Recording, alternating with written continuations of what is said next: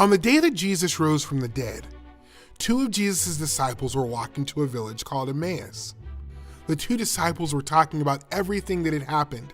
As they talked, Jesus came and began to walk with them, but the disciples did not recognize him. Jesus asked the disciples, "What are you talking about?" The disciples stopped walking. They looked sad. One of the disciples, Cleopas, answered, "Are you the only one in Jerusalem who hasn't heard what happened?" "What happened?" Jesus asked.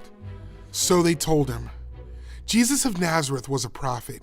He was powerful when he acted and spoke before God and all the people.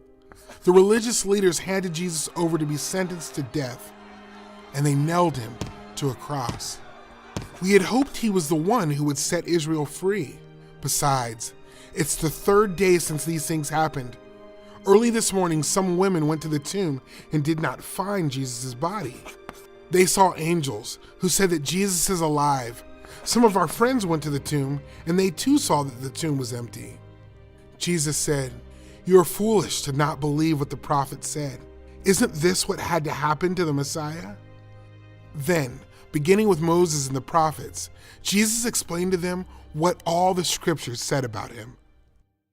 Jesus and the two disciples arrived at Emmaus, and they asked Jesus to stay with them. So Jesus joined them at the dinner table. He took the bread, thanked God for it, and broke it into pieces. Then he gave the pieces to the disciples. Right away, the men recognized Jesus, but Jesus immediately disappeared from their sight. The two disciples thought about their walk to Emmaus. They said, "When Jesus talked to us on the road and explained the scriptures, didn't our hearts feel like they were on fire?"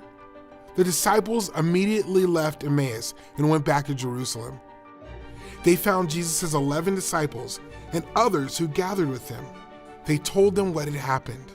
They said, "Simon saw Jesus too. Jesus is alive." The whole Bible is about Jesus. When Adam and Eve sinned, God began working out his plan to send Jesus to rescue people from sin. All of the Old Testament points forward to Jesus' life, death, and resurrection, the time when Jesus would bring God's promised salvation for sinners.